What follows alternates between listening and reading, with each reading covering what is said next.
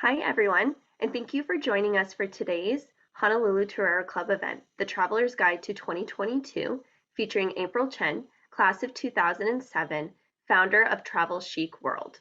My name is Megan O'Rourke, and I'm the Associate Director of Regional Programs for the USD Office of Alumni Relations.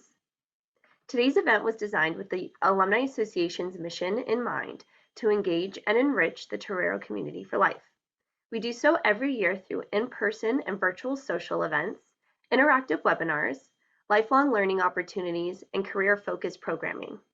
Speaking of, today's virtual program coincides with this year's Hire USD campaign, an effort from the Alumni Association and Career Development Center to build awareness about the importance of toreros hiring toreros. If you or your company has a position open, consider USD first. Learn about Hire USD, related programming, and how to post a job under the Benefits tab at alumni.sandiego.edu. One more item to note before I introduce today's featured guest. If you haven't already, I encourage you to check out the USD Alumni Association's travel program, Traveling Toreros. Explore the world with USD and share unforgettable moments with your family through our 8 trips planned for 2022. Learn more about the Traveling Toreros program under the Communities tab at alumni.sandiego.edu. All right, on to the traveling conversation. Some housekeeping items before we begin. If you have any questions for April, please feel free to put them in the Q&A feature and we will address them throughout the conversation. This event is meant for you to ask all of the pressing questions that you have, so feel free to ask as many as you like. This event will also be recorded and available on our YouTube channel later this week. At this time, I'd like to introduce April Cheng, class of 2007, founder of TravelChic World. April shares the passion and love of travel with all of her clientele. She understands how important personal engagement is to her clients, which online booking agents lack. She takes the legwork out of trip planning and adds in a personalized styled touch to each travel chic itinerary. When you travel chic, you leave the details, logistics, and planning to her. Then you just sit back and relax, pack your bags, and go on a trip of your dreams specifically styled for you. April, welcome. Thank you, Megan. Thank you for having me. Absolutely. All right, we'll go ahead and jump right into all of the questions. I know we have a lot that were put into the registration page, so we'll get to it. Tell us about TravelChic and how it came to be. I started TravelChic at the end of 2017, beginning of 2018. I come from a business operational background working in the travel industry, HR, and managing convenience hotel gift shops, which we're in various hotels, and travel has just been something that I've always been interested in. I've been lucky enough to travel the world with my family and my parents. And so,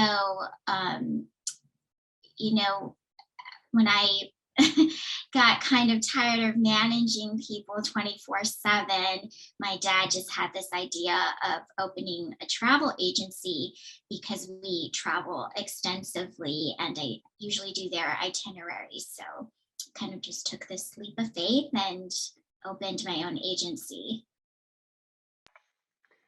That's wonderful. I think it's really cool to tie in the fact that you and your family have done this for so many years, traveled around the world, and you're able to bring your extracurricular lessons and expertise into what you do now for work. So let's talk about your work. So since March 2020, it's obviously been a little bit different traveling and planning for that travel since you began in 2017.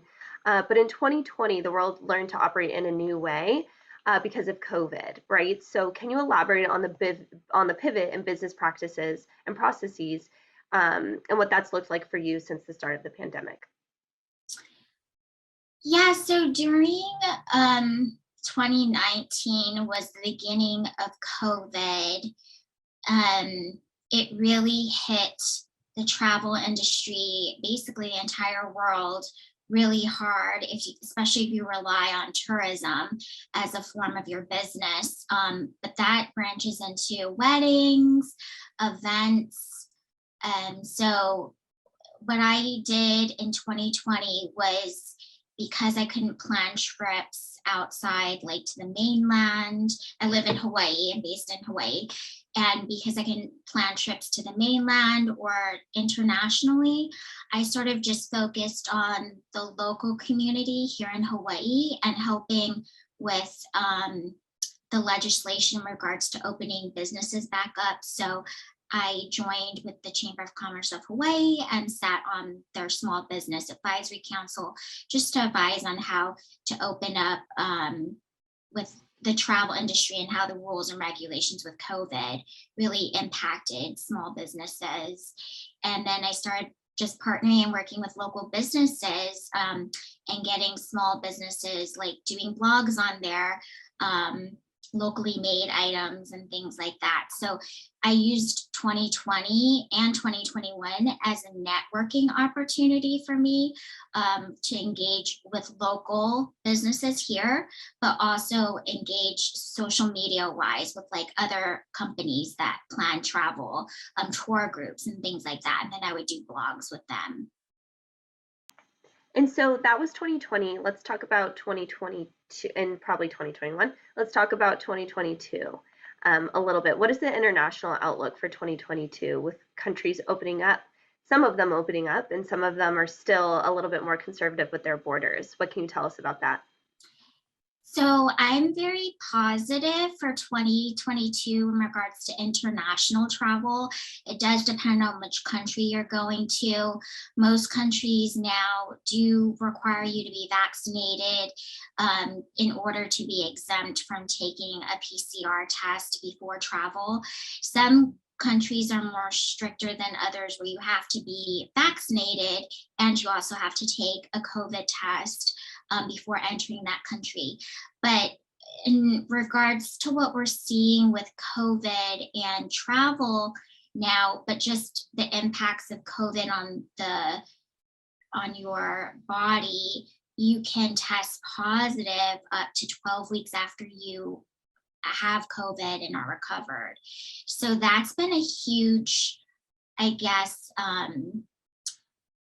information in regards to how countries are opening up, because a lot of these countries, you know, family, you have to travel to see family and everyone is everywhere around the world. So they're really realizing that because you can test positive up to 12 weeks, even though you're fully recovered, that you can just show that when you first tested positive and you've been negative for at least 2 weeks after that. So the restrictions are really starting to lift because of that information, with the fact that your body can still carry the positivity test until 12 weeks out, even though you're fully recovered.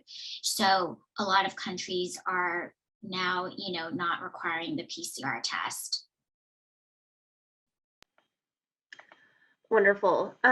So let's go a little bit behind the curtains. Can you provide us some insider tips that will save people some money when it comes to planning their travel? I know a lot of people now that because of the restrictions are getting lifted or in some ways adjusting, they want to get back out there and plan, but how can they save some money, or what can they do to better their experience?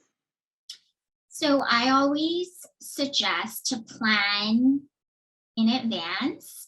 I am a travel planner, so I like to plan trips a year out or 6 months in advance. I think that's the best timing. It really just depends on what location you're going to. But I say, you know, the off period, if you want to save money, the off seasons are great. So looking up countries that you want to visit and what their off season is, the pricing is probably going to be not as expensive. So usually the busiest times for travel are when kids or college students are off on vacation. So summer breaks, spring breaks, Christmas, New Year's. So those are the busiest time of travel anywhere around the world. So I think going, you know, not going in those months is probably the best if you're looking to save money. But also, the more advanced you plan, the more the better grip you can get on budgeting in regards to how prices are fluctuating according to where you want to go. That's a very good point. Because things can ebb and flow all the time. We see it happen all the time. So you want to stay ahead of the game, make sure that you can be flexible, but have enough time to be able to pivot if you need to with that advanced planning. So probably need to get started on something if I want to go in May or June, right? I'm already too late. But anyway, we could talk more about that later. Um, okay, what are the top 5 things that people need to add to their travel checklist before going on any big trip? Now, I put 5 out there, but it could be 10, it could be 2. Let us know what you think are just must-haves that people need to know before they go. Yeah, definitely. So definitely your phone charger. Um, there are hotels now that offer phone chargers, but they tend to run out of them. So you'll have to buy that last minute if you forget that. So definitely your phone charger. I always suggest bringing a portable battery for your phone or cameras that you're bringing with you. So like the little compact portable battery packs are great. Um, and then reusable bags, because now since people are eliminating plastic bags, it's always great when you're going shopping somewhere where you can have like a reusable bag, just something light that folds up. And then also copies of your ID card, your driver's license, or your passport. Because if you ever lose your passport, ID, or driver's license, you always have a copy. So I always suggest people to keep that in the safe in your hotel or wherever you're staying, in case you, or to bring the copy and then leave your original in the safe if you're traveling, especially internationally. And especially now with COVID, I always suggest travel insurance, doing that before you go, because now there's a lot of policies that will cover if you were to get COVID or you were to get COVID during your trip. It would help subsidize some of those medical costs and cancellations. Perfect. Yeah, I think the last one for sure is definitely something maybe new to some people, maybe not, but definitely worthwhile with because we're still having the COVID conversation. Okay, and then last question that I have for you before we get into audience ask questions, and friendly reminder to everyone who's logged in live, if you have any questions, any pointed questions, it could be super specific, whatever you like, feel free to put it in the Q&A and we will address it. So the last question that I have for you is there anything else that you would like to share with the group um, about you or your business or what you offer before we move into audience questions? Sure. So I do personalized and customized travel itineraries. So I basically plan the trip from start to finish. I do honeymoons, I do family trips, I do friends, group trips, cruises, and basically I take all the legwork out of the research process. You have different travelers. So there are travelers that love to do research. They love to look up everything and how to plan it out. And that's great.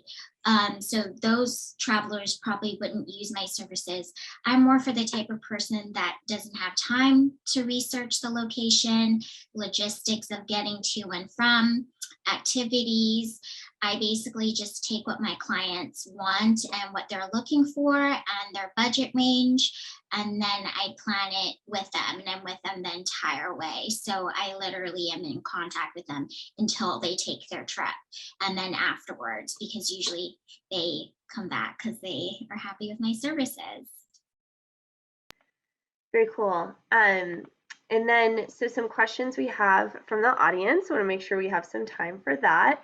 And some of them you kind of already touched on a little bit, but maybe you can expand on some of the answers. Um, the first is, what is the benefit of using a travel advisor to plan versus booking the trip yourself?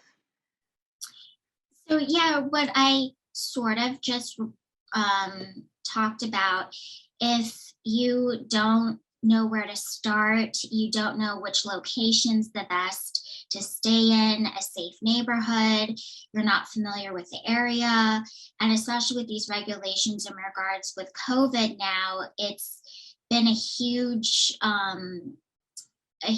benefit to use a travel advisor, because although you can't predict COVID and if any shutdowns happen, having somebody there that is walking those steps with you every step of the way is great.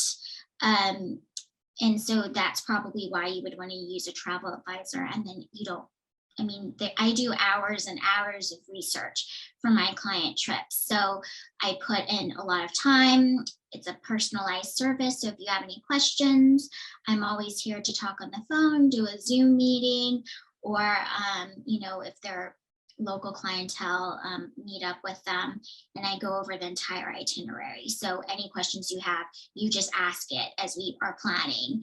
And that's a huge benefit because you can't get that from like a search engine or booking on Expedia or doing it yourself without reading a ton of blogs. Definitely. I feel that with my work with our 23 regional Torero clubs, part of the reason why we're able to offer such great programming for our alumni is because we have alumni that live in those areas that really know the areas and can let us know that's a good spot to go to, or maybe that's not that great of that side of town. And it feels like through your work and what you do for your clients, you're able to do all of that and to know the areas based off of your experience from the past couple of years to be able to offer that to people. So they don't, you know, it takes the legwork out of all the planning for your customers. So that's really great. You mentioned the talking about being vaccinated and how it depends on the country, but do you think that the requirement to be vaccinated, either domestically or internationally, will be permanent going forward? Or do you think that's just a temporary thing given the circumstances of the COVID-19 pandemic? I think that's a 50-50. I can see it. I see a lot of countries who are very strict with entering, where you had to be negative. You can have COVID at any time. And then now they're opening back up, well, you know, loosening it up where, okay, you can just take a PCR test and show proof of vaccination. I think it could go basically either way. If there's another variant that is as bad as the first one, I think vaccinations will be a more of a permanent long-term requirement. But if it's going the way that it is now, where it seems like it's becoming more of a herd immunity, I can see countries not even requiring you to be vaccinated. Great, thank you. Another question we have is, where are the best and safest places to visit right now? That's a tough one. It depends if it's international or domestic. Um, I think pretty much anywhere in the US is pretty good. I've done a ton of national park trips because it's outdoors. Everyone feels safer outdoors. So national parks in the US, if you're not looking in international travel, there's a ton of good deal. I mean, certain places in Mexico are completely safe because resorts are following excellent protocol in regards to following testing and keeping social distance. So yeah, and then yeah, so it really just depends if it's international or domestic. Domestic, I think national parks. International, it'd have to get more specific on which country it is because it varies. And speaking of countries and it varying, where are some of your customers going in 2022 internationally, and what can you talk to us about some of those trips? And what do you recommend for areas that you're two people on this call for people to check out based off of where your clients are going? Yeah, so I'm doing actually a ton of Europe trips coming up in May and June. Northern Europe, and then Greece, Italy. So I have honeymoons, and then I have a huge family trip, and then some of those are cruises.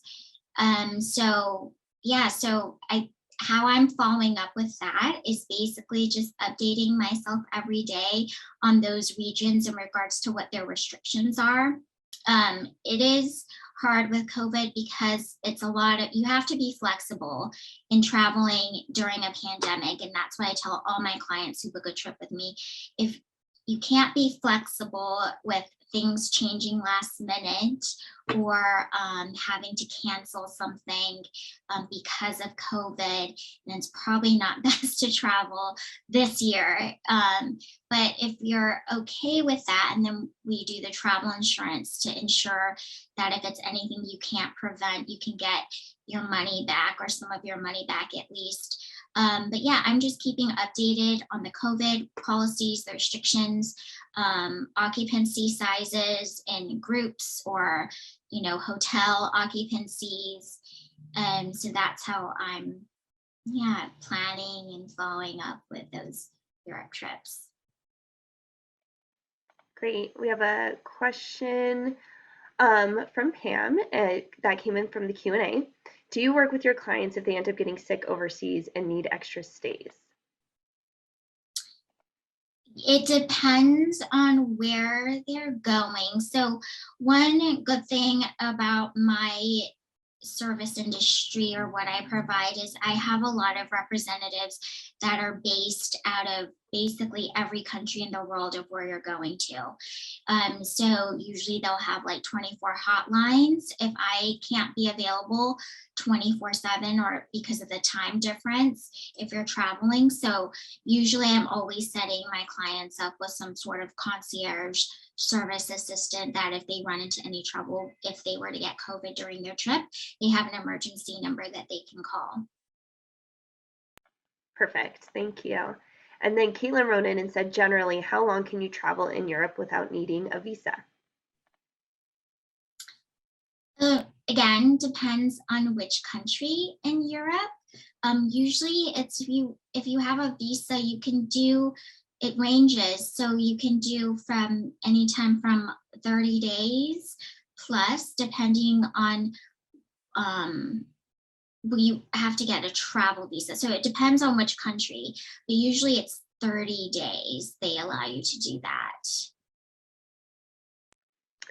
Perfect. And then again, any more questions you want to ask April, feel free to put them in the Q&A. Another question that I have is someone was interested in getting into the travel industry. What is the best way to go about doing that? So actually, when I graduated from USD and I wanted to get into the travel industry here in Hawaii, and I wanted to actually do marketing. With hotels. So I just applied at every single hotel that I could to get a job.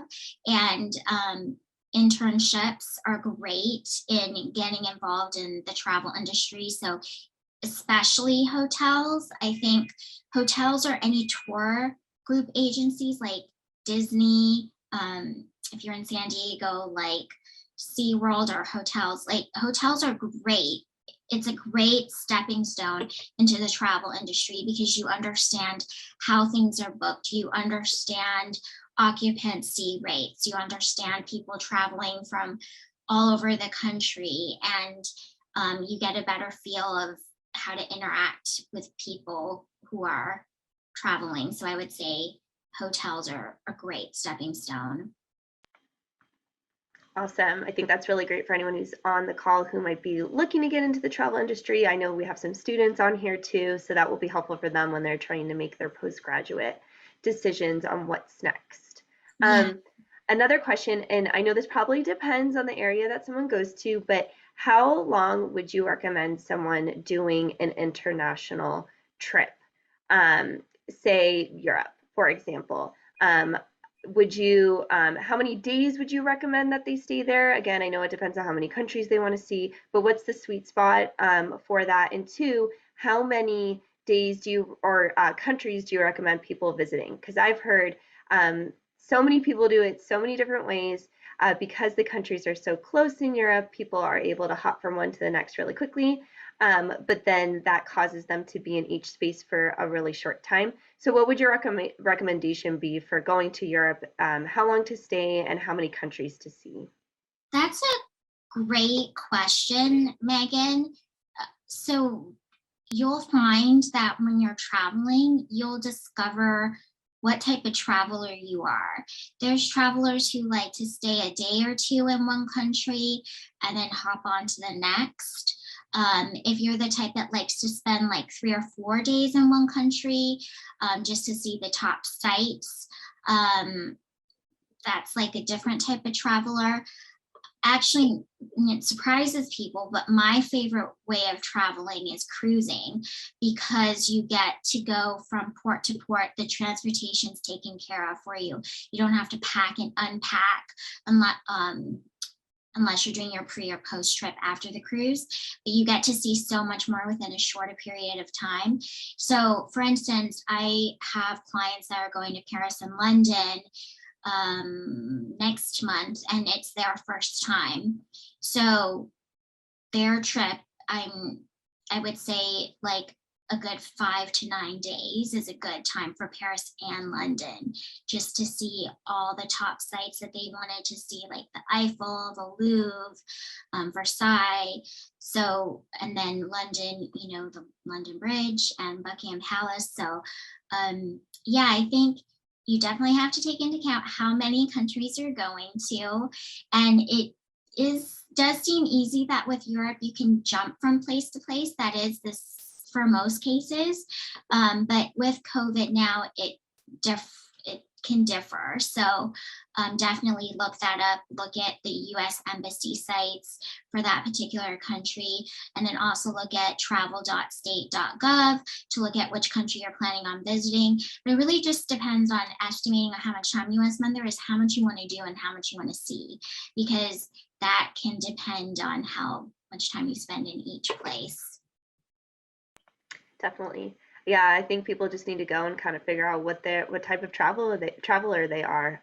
Some people want to spend more time in a specific place. Other people are like, okay, I saw the different, important sightseeing spots. I'm out, on to the next. So Yeah, I guess it's just exactly. totally dependent on the person. Though some recommendations from someone like you are certainly helpful to if people are on the edge and trying to figure out what might be the best experience.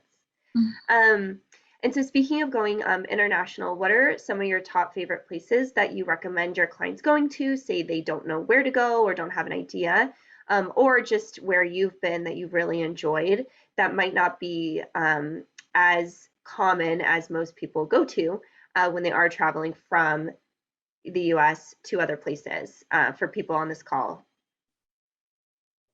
Yeah, so I love, if you're looking for outdoor destinations, a lot of people tend to overlook, because we live in the US. The US actually has some really beautiful places that kind of mirror other parts of the world. So like Alaska, like the glaciers is a great one. That's one of my favorite destinations. Greece is definitely one of my favorite destinations. More of the smaller islands than the larger ones.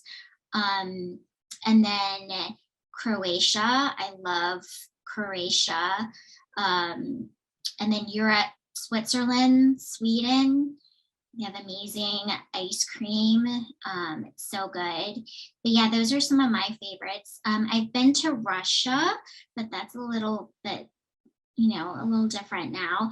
But just architecture and history is really amazing there. But yeah, I think if you can at all do Europe, some parts of Asia, definitely go and see it, because those are probably the places that are nothing like the US. Speaking of, a question came in from Thomas saying, what about destinations in Asia? Do you have anything specific that you recommend? Thailand is a great one, and if you are on a budget, that's a great destination. They're actually opening up right now and loosening their restriction policies. But Thailand, Vietnam, those would be the places I think would be great. Japan, I love Japan. That's one of my favorite places too. You mentioned going to Thailand if you're on a budget. What about other countries all over the world, either in Asia, Europe, South America, wherever it is, that are good places to go if you are on a budget, as opposed to some other countries that might be a little bit more expensive that you may not know until you do your research or until you go there? So South America is very, they have great budget friendly packages. Mexico, definitely the Bahamas, Jamaica. Those are pretty good budget friendly locations. And then, like I mentioned, Thailand and Vietnam and Asia. Europe is usually generally more expensive. Um, and then you always want to consider, also one important travel tip is to always consider how long is it going to take for you to get to that destination, because that is a huge thing in quantifying how much time you stay in a particular country. Good to know. Are there any other tips? You mentioned the five, the phone, the battery pack, all of that. You mentioned how long it might take to get somewhere. Is there any other tips or tricks that you can share with us today that people might not think about, or people may think about but just need a friendly reminder on? I think definitely just following up with the location that you're going to, what the COVID restrictions are. Always, with vaccination cards, I think one good tip with travel now is take a picture of your vaccination card on your phone in case you lose the hard copy. And then just, having copies of your passport, your ID, and always pack lighter. Don't overpack, because if there's anything that you miss, chances are you can buy it if it's not a very common item. And then layers. I always recommend packing with layered clothing, even if it's cold or hot, but temperatures can change wherever you go. So having layers is always great. Perfect. We have a couple more questions that came in. Tara wrote in asking, what cities in Croatia do you recommend? So Montenegro, that's in the border, but I loved Montenegro. But I can't even think of right now particular ones in Croatia, but I mean, the whole area is beautiful. There's so many remote landmarks there that you can go and see. They're a little bit more expensive than other European countries, but just the nature, like the waterfalls, are great. Ooh, the waterfalls. That's exciting. I didn't know that about Croatia. Yeah. So another question that came in is, what is your recommendation for best international travel, like credit card for travel? Like, what's the best one to have that you think that most Oh, people that's a hard do, one. or that you have? So Amex used to be really popular, but because of their fees that they charge, they're not one of the top. Chase, I love Chase bank cards. They're great. Um, and then any major airline credit card that you can get, usually you can get a ton of mileage to use on flights when you sign up for those cards. Those are great also. And I would do like a airline that is like a major, like a United card that has a lot of sister partners. Those are great. And one other tip I have is when you travel, it's great to use your points on the airline flights, because you can get a pretty good deal just using your mileage and points when using some of those card services. But Chase is one of my favorites. Very cool. Yeah, I'm shopping around right now, and I'm definitely looking into Chase, for sure. So any more questions? Let's see. We don't have any more live. Um, and final question that I have for you, April, is how can people learn more about you and your business? What is your website? Do you have an Instagram, social media? What do we have to offer? Yeah, so my website is www.travelchicworld.com. So travel chic, CHIC world.com.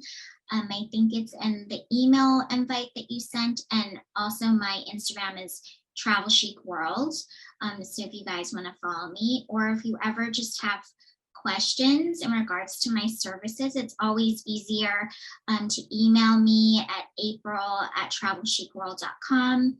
Definitely check out my website. I have blog posts on there that I've done on some client trips, and also just what my services are and how that process works. Awesome, perfect. And we'll include all of that information in the follow-up email too. Well, April, I want to thank you so much for your time today. It was great hearing from you. I think we learned a lot. And I think too, people should really take advantage of the opportunity to follow up with April. If you have any more questions, she is Johnny on the spot when it comes to responding to emails. I know that about her, so she'll be great in getting back to you. But also, if you just have any more pointed questions that maybe you didn't think of asking today or want to ask more, feel free to connect with April. So April, thank you again for taking the time today. We really appreciate it. Thank you so much. Thanks everyone for joining too. All right, so a couple of things before we close up. I want to show a couple of events that we have in the pipeline for you all to join.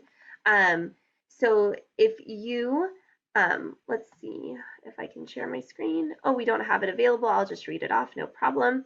So a couple of events that are available to you all to participate in moving forward with the USD Alumni Association are both virtual and in person, depending on where you live in the country, of course. A couple of ones that you'll see on our screen right now are some really featured higher USD events that I want to make sure that you know. We have our How to Build a Competitive Resume tomorrow at 10 a.m. Pacific time. Another one is on Friday, the resume review for alumni, which is a really good opportunity for alumni to meet with some of our colleagues in career services to look over their resume to just make sure they make the tweaks that they need to. And then we have a couple of other virtual programming that might be interesting to you, whether you work in these fields or are an alum of these different programs, which is the Souls Private Practice. We have the Founders Chapel Choir Connection coming up. Our WCC tournament activities in Vegas, where our men's basketball and women's basketball team will take on all of our WCC competitors. That's coming up next week. For anyone in Austin, we have a networking event coming up. I'll be there for that. Hope to see you there. And then a couple of different spotlights. Andrea Medina, class of 2018. We have a virtual artist panel from some alumni that live in San Francisco. And then if anyone happens to live in Philly or travels through, we have a networking night coming up too. So there's a lot of opportunities for you to be connected and to remain connected with USD, and we hope that you take the opportunity to do so in the future. Again, these are virtual and some in person, and you should be able to see all of that information through emails that you get on a weekly basis. Last thing I'll say is here's April's email. Here's my email if you'd like to connect with us further. And final plug for our Traveling Toreros program. Again, we're going to 8 different countries this year and all over the world. We work with a travel partner out of our office to be able to craft these really unique experiences for yourself or for your family. So if you're interested in those, I encourage you to check out our website too, the Traveling Torero programs under the Communities tab. All right, that's it for me. I hope you all enjoyed your time, and I hope you have a great rest of your day. We'll see you again soon. Take care, everyone.